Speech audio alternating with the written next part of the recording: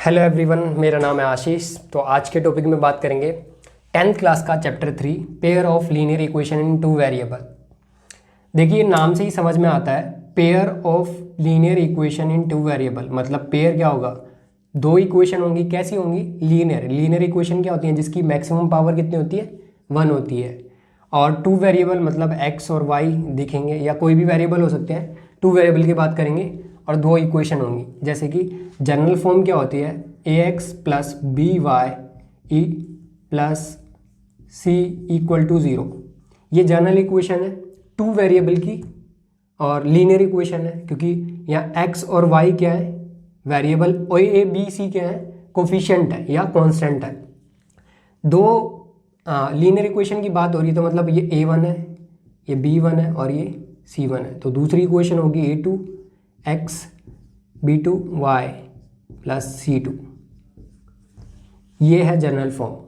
Equation को लेकर समझ लेते हैं x minus 2y equal to 6 और दूसरी equation 3x minus 4y minus 16 equal to 0। ये दो इक्वेशन दे रखी है। तो सबसे पहले आपको क्या करना है? जनरल फॉर्म में लगाना है। सारे टर्म्स इधर होना चाहिए और इधर 0 होना चाहिए। तो इसको पहले नॉर्मल कर लेंगे। x माइनस 2y, इधर प्लस का 6 है, इधर आगे क्या हो जाएगा? माइनस का 6। और ये तो सही है, ये ऑलरेडी सारे टर्म्स इधर है। तो यहाँ पे a1 क्या है जो x के साथ में है? a1 क्या है? 1। b1 क्या है जो y के साथ में है, मतलब -2। साइन का ध्यान रखना है। c1 क्या है? -6। अगर सेकंड इक्वेशन में बात करें a1 a2 क्या है? 3, ये रहा x के साथ। b2 क्या है? y के साथ में -4 और c2 क्या है? माइनस का 16। सबसे पहले आपको बेसिक ये क्लियर होना चाहिए कि कोफिशिएंट क्या है इनके, x और y के कोफिशिएंट क्या है दोनों इक्वेशन में। ठीक है, इक्वेशन के बारे में जान लेते हैं, किस किस टाइप की होती है, क्या नेचर होते हैं। तो ये मैंने 3 कंडीशन ली है बुक के अकॉर्डिंग, जैसा दिया गया है आपके सिलेबस में। तो यहाँ पे आपको सबसे पहले ये क्लियर होना चाहिए कि a1 क्या होता है, a2 क्या होता है, और उसके बेसिस पे निकालेंगे हम रेशियो सबसे पहले। तो a1 अपॉन में a2 क्या होगा? a1 क्या है? x के साथ में 1 और a2 क्या है? सेकेंड इक्वेशन के x के साथ में 5। तो ये आ गया रेशियो 1/5। b1 अपॉन में b2 देखेंगे क्या आएगा? b1 कितना है? -2 और b2 कितना है? प्लस का 3। आप देख पा रहे हैं यहाँ पे ये दोनों नॉट इक्वल ही नहीं है रेशियो। तो यहाँ पे क्या लिखेंगे? a1 अपॉन में a2 not equal to b1 upon b2। ये पहली कंडीशन है। और इस वाली कंडीशन में ग्राफ कैसा बनता है, या ग्राफ लाइन, जब इन इक्वेशन का ग्राफ बनाएंगे एक्सिस पे तो कैसा बनेगा? ये लाइन करेंगे इंटरसेक्ट, तो बोलते हैं इंटरसेक्टिंग लाइन, इंटरसेक्टिंग लाइन्स। दूसरी कंडीशन क्या आता है? अलजेब्रिक इंटरप्रिटेशन कैसा है इनका? तो इंटरसेक्ट करेंगे, इसका मतलब जैसे कि ग्राफ बनेगा तो इन इक्वेशन एक जगह पे कट करेगा तो एक ही सॉल्यूशन होगा, यूनिक सॉल्यूशन। तीसरी कंडीशन इसमें पूछी जाती है कि ये कंसिस्टेंट है या इनकंसिस्टेंट है। तो ये कंसिस्टेंट है। ये 3 पॉइंट पूछे जाते हैं कि ये इक्वेशन किस टाइप की है, इनका अलजेब्रिक इंटरप्रिटेशन कैसा होगा और ग्राफ में इनका रिप्रेजेंट कैसा होगा। ये चीज़ें पूछी जाती हैं, और कंसिस्टेंट इनकंसिस्टेंट। अब सेकंड कंडीशन आती है, देख लेते हैं। यहाँ पर रेशियो निकालते हैं।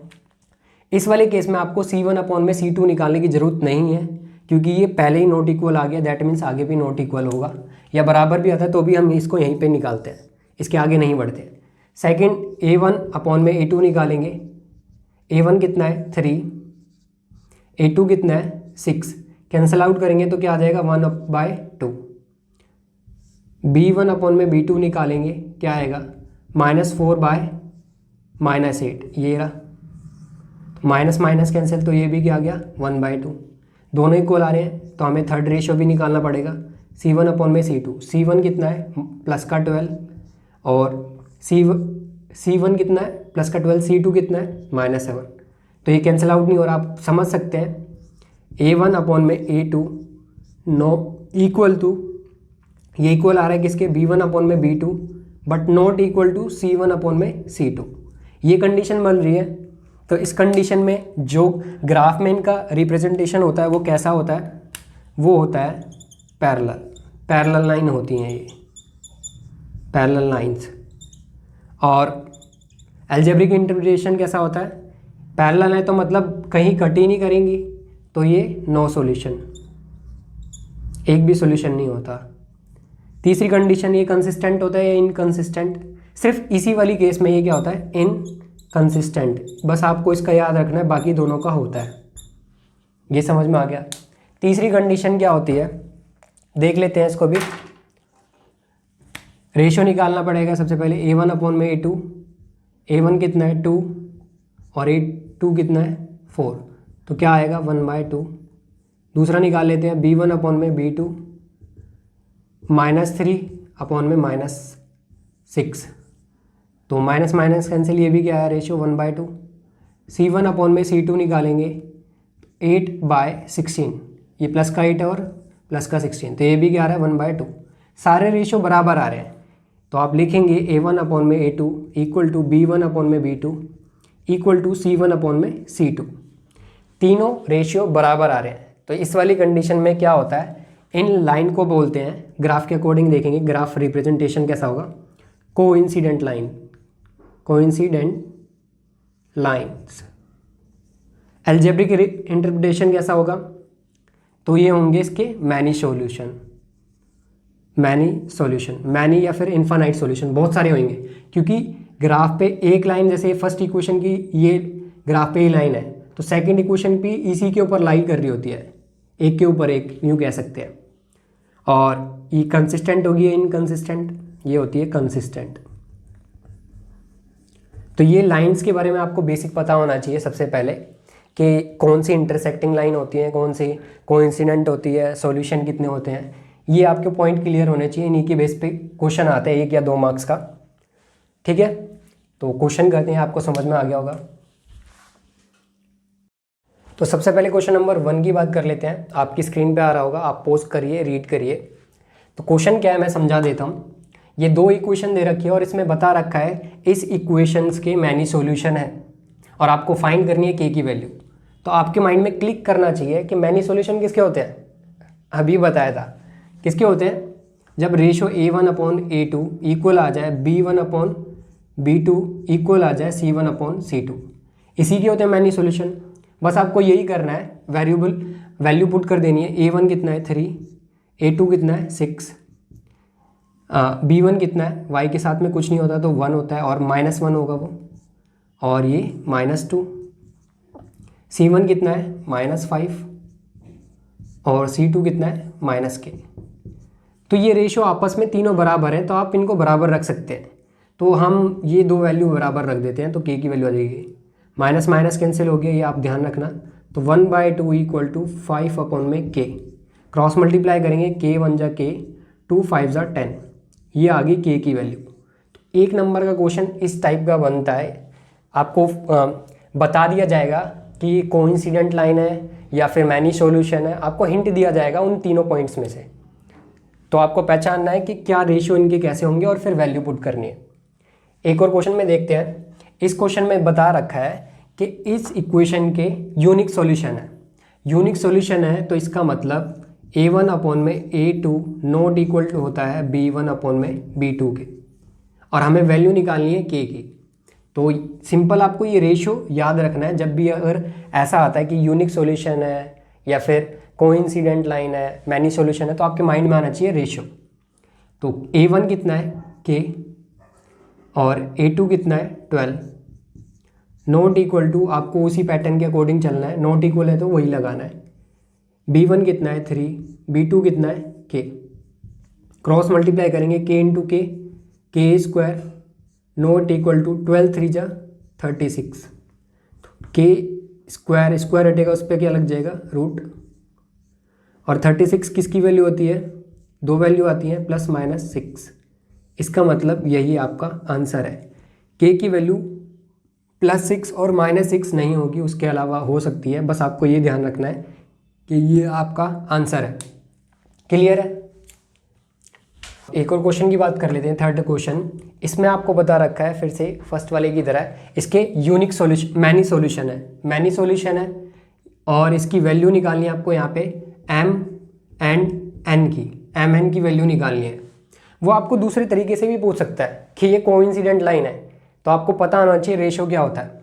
मैनी सॉल्यूशन हो या फिर कोइंसिडेंट लाइन हो, रेशियो होता है A1/A2 equal to B1/B2 equal to C1/C2। अब आपको वैल्यू रखनी है, A1 क्या है, जो x के साथ में पूरा 2m-1, A2 क्या है 3 इक्वल टू B1 क्या है 3, B2 क्या है, यहाँ पे ध्यान रखेंगे n-1। मैं एक बार चेक कर लेता हूँ क्वेश्चन, हाँ यहाँ पे प्लस का है, तभी मेरे को लग रहा था। तो यहाँ n-1, C1 क्या है -5 और C2 क्या है -2। अब ये रेशियो आपस में सारे बराबर हैं, तो आप यहाँ पे देखेंगे अगर इन दोनों को बराबर रखोगे तो दो वेरिएबल क्रिएट हो जाएंगे, इन दोनों को रख सकते हैं, माइनस माइनस कैंसिल।